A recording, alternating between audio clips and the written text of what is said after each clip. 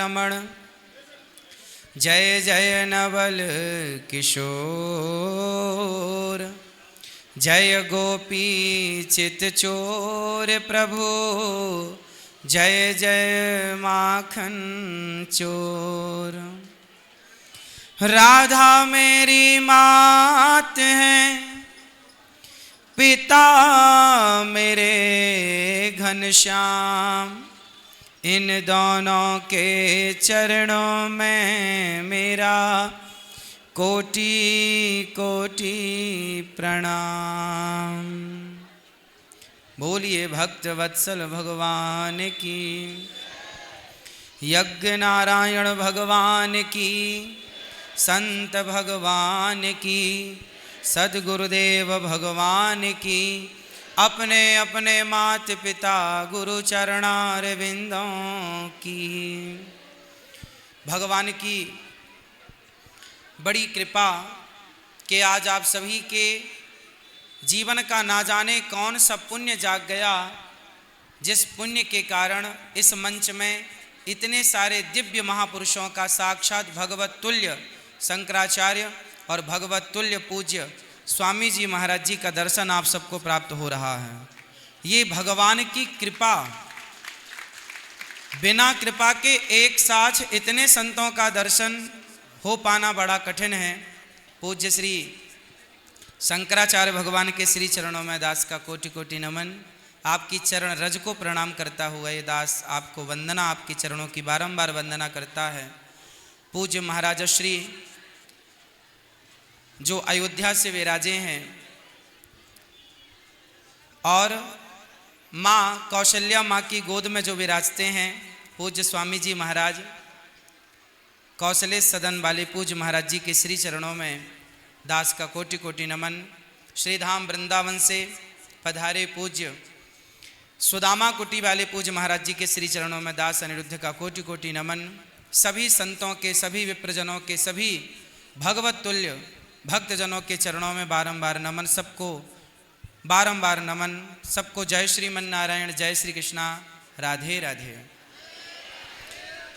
ये जो मंच है, ये जो संतों का यहाँ हम सब दर्शन कर पा रहे हैं, ये संतों का दर्शन हमने क्यों किया?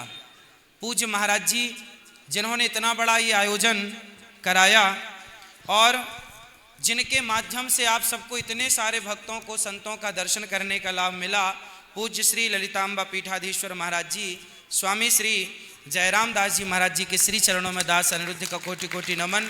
जिनके द्वारा, जिनके माध्यम से हम सभी को इतने सारे संतों का एक साथ दर्शन करने का परम लाभ प्राप्त हुआ। संतों का दर्शन हमें क्या सिखाता है? ये कथा यहाँ हो रही है, यज्ञ हो रहा है, संतों का दर्शन हो रहा है, हम क्या सीखें इससे? संतों की वाणी, चाहे आप सुबह से शाम तक कभी भी संतों की वाणी सुनेंगे तो संतों की वाणी में आप जलेबी चाहे भारत की खाओ, अमेरिका की खाओ, लंदन की खाओ या किसी गांव शहर की खाओ, जलेबी कहीं की भी खाओ, मिठास सब में होगी। बिना मिठास की जलेबी कैसी? उसी तरह संतों की जब वाणी सुनते हैं तो संत, चाहे वो गांव का संत हो, शहर का संत हो या अयोध्या, वृंदावन, काशी इत्यादि कहीं के भी संत हों, जो भी भगवत चर्चा करने वाले हैं, भगवान से प्रीति करने वाले हैं, तो बस वो संत जैसे जलेबी मीठी होती है, मिठास देती ही देती है, ऐसे संतों की वाणी हमें एक चीज़ देती है और वो है धर्म की मिठास। संतों की वाणी जब खुलती है तो धर्म की स्थापना करने के लिए खुलती है। भगवान जब अवतार लेते हैं तो धर्म संस्थापनार्थाय संभवामि युगे युगे। जब भगवान आते हैं तो धर्म की स्थापना करने के लिए आते हैं और जब संत आते हैं तो उसे स्थापित धर्म को प्रचारित करने के लिए आते हैं। तो संतों का उद्देश्य है धर्म का प्रचार करना। इस यज्ञ के माध्यम से, इस भागवत जी के माध्यम से, पूज्य महाराज श्री के माध्यम से धर्म का प्रचार होता है। अब जानने का विषय ये है कि धर्म क्या है। आप सबसे यदि एक छोटा सा सवाल पूछकर बात स्टार्ट की जाए कि धर्म क्या है, धर्म किसे कहते हैं? आप सब लोग यहाँ बुद्धिजीवी हैं, आप सब जानते ही होंगे। बताइए धर्म क्या है? आप सबसे प्रश्न है, फिर माताओं से पूछेंगे। बताइए धर्म किसे कहते हैं? क्या है धर्म? आपके हिसाब से धर्म क्या है? ये भैया आपसे पूछ रहे हैं, धर्म क्या है? हाँ मैया बताएंगी धर्म क्या है। मैया धर्म क्या है? किसे कहते हैं धर्म? बताओ मेरी माँ, किसे कहते हैं धर्म? हाँ पति से लड़ना, सास से लड़ना नहीं। धर्म क्या है? भाई से लड़ना, फिर पिता से, पड़ोसी से। धर्म क्या है? धर्म न दूसर सत्य समाना, आगम निगम पुराण बखाना। सबसे पहला धर्म क्या है? धर्म की परिभाषाएं बहुत हैं, संतों ने अपने अपने हिसाब से दी। गोस्वामी जी ने भी बहुत सारी परिभाषाएं हमें दी, धीरे धीरे पहुंचेंगे सब पर। पहले शुरू करते हैं, धर्म न दूसर सत्य समाना। बताइए झूठ बोलना पाप है, नदी किनारे सांप है, किस किस को पता है? सबको पता है। तो बताइए धर्म, सत्य बोलना धर्म है या नहीं? हाँ या ना? धर्म न दूसर सत्य समाना। सत्य बराबर तप नहीं और झूठ बराबर, सबसे बड़ा पाप है झूठ और सबसे बड़ा पुण्य है सत्य। अब आप सबको पता है कि सत्य बोलना चाहिए। देखो आप जरा विचार करो, क्या पता होने से काम हो जाएगा? इसलिए हमें पता है कि सत्य बोलना चाहिए, लेकिन हम बोलते नहीं हैं, तो पता होने से क्या हो जाएगा? आज धर्म का ह्रास इसलिए हुआ क्योंकि हमें पता तो सब कुछ है, पर हम उस सत्य के राह पर चलना नहीं चाहते, सत्य के पथ पर आगे बढ़ना नहीं चाहते। इसलिए दशरथ जी ने प्राण जाए पर वचन धर्म न जाए, सत्य न जाए, प्राण जाए पर सत्य न जाए। उन्होंने प्राण त्याग दिए पर सत्य को नहीं छोड़ा। तो आज इस संतों के दर्शन के साथ इस यज्ञ, इस आपकी उपस्थिति यहाँ पर व्यर्थ ना जाए, तो एक प्रतिज्ञा कीजिएगा कि हम सदा किसी भी परिस्थिति पर, देखो अब आप कहोगे महाराज जी सारे लोग तो झूठ बोलते हैं, तो सारे लोग झूठ बोलें तो बोलें, क्या हम भी झूठ बोलेंगे? इसलिए सारे लोग कैसे हैं हमें उससे मतलब नहीं, हम कैसे हैं। आपको रामचरितमानस का एक वाक्य याद होगा कि जब राम जी वनवास चले गए और वशिष्ठ जी ने एक सभा बुलाई और भरत जी को बुलाया, कहा भैया भरत, पिता की आज्ञा मानकर राम वनवास चले गए, अब पिता की आज्ञा आप भी मानो और अयोध्या के राजा बन जाओ, क्योंकि आपकी माँ और आपके पिता दोनों का वचन था कि आपको राजा बनाया जाए। अब मैं तुम्हारा गुरु हूँ, कार्य मेरे ऊपर है, तुम इस गद्दी पर बैठो, मैं राज्य तिलक करता हूँ। भरत जी गुरु वशिष्ठ जी की बात सुनकर रोने लगे और कहने लगे, गुरुदेव आप भी यदि मुझे राजा बनाएंगे, आप भी ऐसी बातें करेंगे तो मैं कैसे जी पाऊंगा? कम से कम आप तो ये मत कहो कि राजा बन जाओ। अरे ये मैं नहीं कहता, तुम्हारे पिता कह कर गए हैं। भरत जी बोले, पिता गुरुजी यदि मैं राजा बना तो ये पृथ्वी रसातल में चली जाएगी। वशिष्ठ जी ने बोला कि बड़े बड़े पापी पाप करते हैं, रावण, हिरण्याक्ष, हिरण्यकश्यपु जैसे पापी इस धरती पर हुए, उनके पाप से पृथ्वी रसातल पर नहीं गई, तो तुम जैसा भरत, धर्मात्मा भरत राजा बनेगा तो पृथ्वी रसातल में क्यों चली जाएगी? तब वहां भरत जी ने कहा कि गुरुदेव इस धरती को, इस पृथ्वी को धर्म की उम्मीद रावण, कुंभकर्ण, हिरण्याक्ष, हिरण्यकश्यपु जैसे लोगों से नहीं है। इस पृथ्वी को धर्म की, सत्य की उम्मीद तो हम जैसे भरत जैसे लोगों से है। और यदि हम जैसे भरत, हम जैसे अयोध्यावासी यदि अपने भाई को वनवास भेजकर और भाई की संपत्ति पर हम राजा बन गए तो ये पृथ्वी किसके बल से टिकेगी? हम जैसे लोग ही अपने भाइयों के साथ गलत करने लगेंगे तो कौन किसके साथ सही करेगा? अब सवाल ये खड़ा हुआ कि इस धरती को उम्मीद किससे थी, रावण से या भरत जी से? तो भरत जी ने धर्म का पालन किया। बस इस पृथ्वी में आज सत्यम नास्ति तपः शौचम दया दानम न विद्यते लिखा हुआ है कि सत्य का मानो नाश हो गया, पर जो बचा है तो वो 1% जो बचा है, धर्मः कम शरणम गता, धर्म कहाँ गया? तो धर्म सत्य की शरण में ही तो जाएगा। आज सारे लोग झूठ भले बोलने लग जाएं, तो उन झूठे लोगों के बल पर ये धरती नहीं टिकी। आप जैसे कुछ अच्छे भले लोगों के बल पर ये धरती टिकी है कि जो मरने को तैयार हैं पर झूठ बोलने को तैयार नहीं है। इसलिए लोग क्या कर रहे हैं, हमें क्या करना? हम क्या कर रहे हैं? रावण क्या कर रहा है, हमें क्या करना? भरत जी क्या कर रहे हैं? रावण क्या कर रहा है, इससे मतलब नहीं है। राम क्या कर रहे हैं? रावण को दुनिया आदर्श ना मानेगी, राम को दुनिया आदर्श मानेगी। अमेरिका, जापान, लंदन, पाकिस्तान के लोग क्या कर रहे हैं, कोई मतलब नहीं। भारत के लोग क्या कर रहे हैं, पूरी दुनिया की नजरें हैं।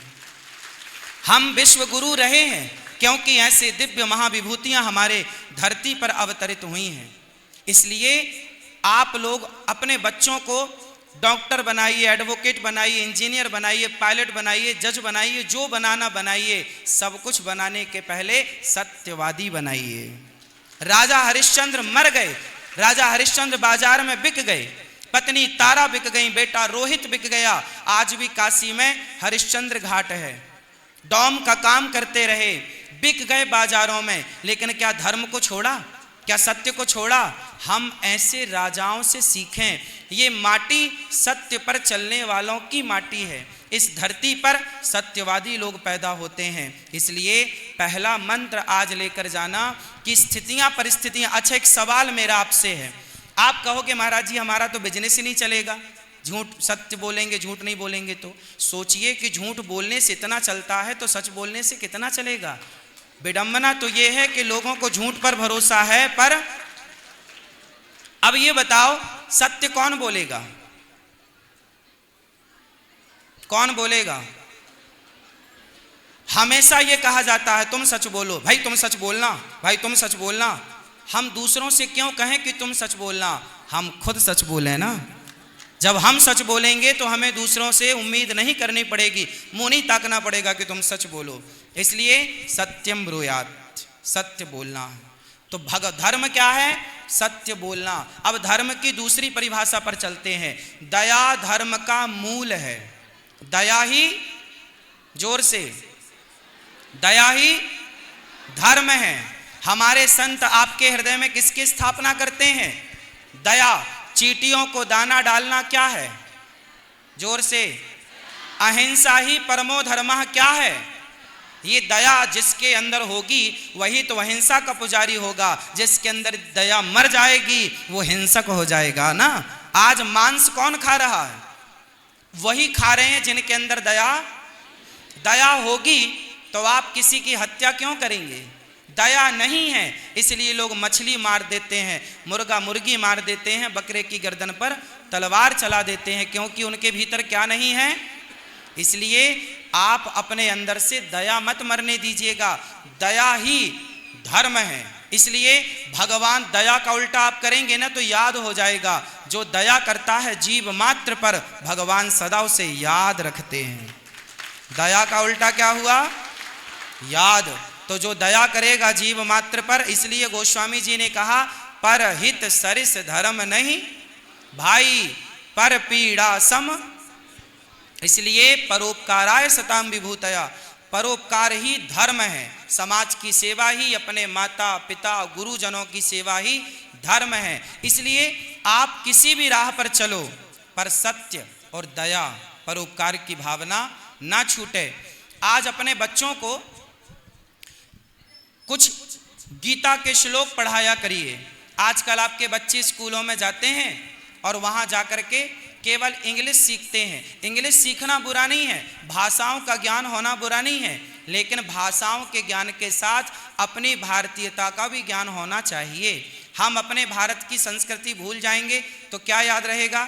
अभी अयोध्या जी में सुंदर सा संघ था, पूज्य गुरुदेव भगवान के चरणों में बैठकर दास को दो बातें कहने का मौका मिला। तो वहाँ ये दास ने बोला, हमारे बच्चों को पहले पढ़ाया जाता था गुरुकुलों में। पहले क्या होते थे? जोर से। गुरुकुल मतलब क्या हुआ? गुरुजनों का परिवार।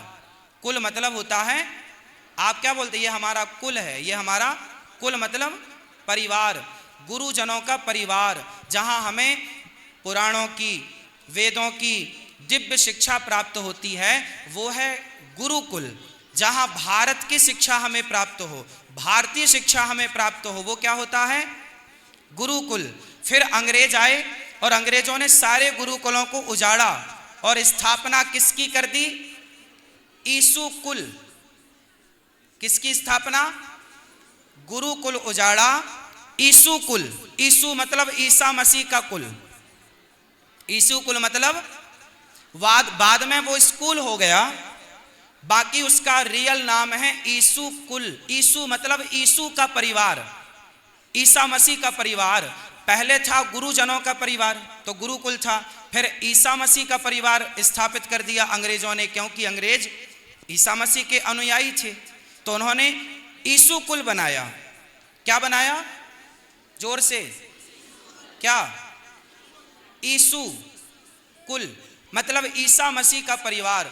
वो अपने परिवार में अपने मजहब पंथ का प्रचार करते हैं, हमें कोई आपत्ति नहीं है कि वो अपने प्रचार क्यों करते हैं। आज उनका प्रचार इतना बढ़ गया कि हिंदुओं के गांव आज धर्म परिवर्तन में चले गए, और कितने लोग, कितने गांव आज हिंदू कन्वर्ट होके क्रिश्चियन बन गए, अन्य मजहब पंथों में चले गए। ये चिंता का विषय है या नहीं? हाँ या ना? ये क्यों हुआ? क्योंकि गुरुकुल नष्ट हो गए और ईसु कुल, ईसा मसीह का परिवार बढ़ रहा है, गुरुकुल घट रहे हैं। इसलिए चाहिए ये कि आपके बच्चे भले ईसु कुल में पढ़ते हैं, पर गीता रामायण का बोध माँ बाप के द्वारा बच्चों को घर पर ही दिया जाए। यदि गुरुकुल की व्यवस्थाएं नहीं हैं, नष्ट कर दिए गए गुरुकुल, तो आज आपकी जिम्मेदारी है कि बच्चों को संस्कार घर से ही देना स्टार्ट करें। गीता के श्लोक पढ़ाएं, रामचरितमानस की चौपाइयां बच्चों को याद कराएं, और समय समय पर ऐसे संतों के चरणों में अपने बच्चों को ले जाएं। संतों के प्रति बच्चों के मन में आस्था होना जरूरी है। आज बंबई में, फिल्मी दुनिया में कितनी सारी पिक्चरें बन रही हैं जो संतों के खिलाफ बन रही हैं, जो संतों को बदनाम, संतों को पाखंडी बताया जा रहा है पिक्चरों में, संतों को केवल पाखंड फैलाने वाला बताया जा रहा है पिक्चरों में। अब मैं एक छोटा सा सवाल आपसे करूं पाखंड के ऊपर, कि पाखंड क्या है? आज आपने बहुत सारी पिक्चरें देखी होंगी जिनमें संतों को बदनाम करने का षड्यंत्र होता है। यह बात सही है या गलत है? हाँ या ना? अब मैं पाखंड की बात करूं, अब इनमें से जितने यहां, कम से कम आपने कितने सारे संतों को रोज दर्शन किया? यहां पर कितने संत आए और कितने संतों ने आपको उपदेश किया? क्या किसी भी संत ने तंबाकू गुटखा खाने की बात आपसे कही कि गुटखा खाओ? किसी संत ने कहा कि दाने दाने में केसर का दम? बताओ, क्या किसी संत ने कहा कि आप गुटखा खाओ? उत्तर दो। किसी संत ने कहा कि मुझे पीने का शौक नहीं, पीता हूं गम भुलाने को? क्या किसी संत ने शराब का प्रचार किया? अच्छा, आप एक काम करो, इन संतों को 1-1 करोड़ रुपए दो और कहो कि आप गुटखे का प्रचार करो साहब, आप शराब का प्रचार करो, आप सारी दौलत दे देंगे तो भी ये संत सनातनी हैं, मर जाएंगे पर अपने धर्म का उल्लंघन नहीं करेंगे। अब आप बताइएगा कि ये संत क्या कहते हैं? मैं आपको क्या कह रहा हूं ना, धर्म की राह पर चलो। संत क्या कहते हैं? माता पिता की सेवा करो, धर्म की राह पर चलो, सत्य बोलो। संत यही तो कहते हैं। गुटखा मत खाओ, शराब मत पियो, मांस मत खाओ, यही तो कहते हैं। अब आपसे एक छोटा सा सवाल है, जो संत कहते हैं कि माँ बाप की सेवा करो, गुटखा तंबाकू शराब ना पियो, पत्नी के साथ प्रेम से रहो, बच्चों को संस्कार दो, जो संत आपकी भलाई की बात करते हैं उन्हें पाखंडी कहा जाता है, और जो दाने दाने में केसर कदम कहकर गुटखे का प्रचार करते हैं उन्हें सुपर डुपर स्टार कहा जाता है। यह बात सही है या गलत है? सही है। संतों का जितना सम्मान समाज को करना चाहिए, क्या संतों का इतना सम्मान समाज ने किया है? क्या संतों के अधिकार का सम्मान समाज ने संतों को दिया है? बल्कि आप देखिए, जो पिक्चर में खुलेआम गुटखे का अब बड़े बड़े पैसे वाले प्रचार करते हैं, संडे हो या मंडे, रोज खाओ अंडे का प्रचार, शराब का प्रचार। ऐसी कोई मूवी नहीं जिसमें शराब पीने का सीन ना हो, ऐसी कोई मूवी नहीं जिसमें अश्लील चित्र ना हो, ऐसी कोई मूवी नहीं जिसमें आपके बच्चों के प्रति गलत मैसेज ना हो। लेकिन वो गलत करने वाले, वो गुटखा तंबाकू बेचने वाले, आज आपके मोबाइल पर बच्चों को क्या सिखाया जा रहा है? डाउनलोड करो जंगली रमी। आजकल मोबाइल पर ऐप आते हैं जो आपके बच्चों को डाउनलोड, बड़े बड़े सुपर डुपर स्टार प्रचार कर रहे हैं। एक ऐप आता है जो जुए का ऐप है। किसका ऐप है? जंगली रमी। क्या है? एक प्रकार का, हाँ या ना? हमारे यहाँ द्यूतम पानम स्त्रियः सूना यत्रा धर्मश्च चतुर्विधा, जुआ शराब इत्यादि में कलयुग का वास बताया गया है। बताइए, जुआ खेलना सही है? उत्तर तो बताओ। संत आपको सही बोलते हैं या गलत? आपके बच्चों को सही रास्ता बताते हैं या गलत? और पिक्चर बनाने वाले सही रास्ता बता रहे हैं कि गलत? गलत। खुलेआम वो गलत राह बता रहे हैं बच्चों को। जुआ खेलने की लत लगा रहे हैं, गुटखा खाने की लत लगवा रहे हैं, शराब पीने की लत। तो जो गलत खुलेआम बता रहा है वो तो सुपर डुपर स्टार है, और जो संत सही राह पर ले जा रहे हैं, समाज उन्हें पाखंडी कहता है। ये कैसा न्याय है समाज का संतों के प्रति? आप ही बताइए, आकलन कीजिए। आज कोई भी संत आपको कहीं मिल जाए तो आप उन संतों को किस नजर से, माना कि आप जैसे कुछ अच्छे लोग हैं जो संतों को संतों की नजर से, भगवत दृष्टि से देखते हैं, पर बहुत सारे लोग तो संतों को देखते ही अपना दृष्टिकोण ही, विचारधारा ही बदल लेते हैं। ये समाज का सबसे बड़ा दीमक है। इसलिए आज आपके बच्चों को बड़ी बड़ी पिक्चरें बनाकर ये बताया गया ताकि संतों से आपके बच्चों को नफरत हो जाए। सोचिए कि जब आपके बच्चों को संतों से नफरत हो जाएगी तो बच्चे संतों के पास नहीं जाएंगे, फिर बच्चे कहाँ जाएंगे? पिक्चरें देखेंगे गुटखा वाली, शराब वाली, तो बच्चे गुटखा खाएंगे, शराब पिएंगे, जुआ खेलेंगे, तो उससे उनका धंधा बढ़ जाएगा। अब देखिए, आपके बच्चों को संतों के पास ना जाने दिया जाए, संस्कारी ना हो जाए, इसके लिए करोड़ों रुपए खर्च कर दिए पिक्चर बनाकर। अब देखिए, कुछ पिक्चरें बनती हैं कि शंकर जी पर दूध क्यों चढ़ाते हो, गरीब में बांट दो। आप भी एक सवाल पूछ लो कि करोड़ों रुपए लगाकर पिक्चर बनाते हो तो वो करोड़ों रुपए लगाकर पिक्चर बनाने की क्या जरूरत है? वो करोड़ों रुपए गरीबों में बांट दिया जाए, गरीबी दूर हो जाएगी। शंकर जी पर दूध क्यों चढ़ाते हो, इस पर बड़ी बड़ी पिक्चरें बन गई।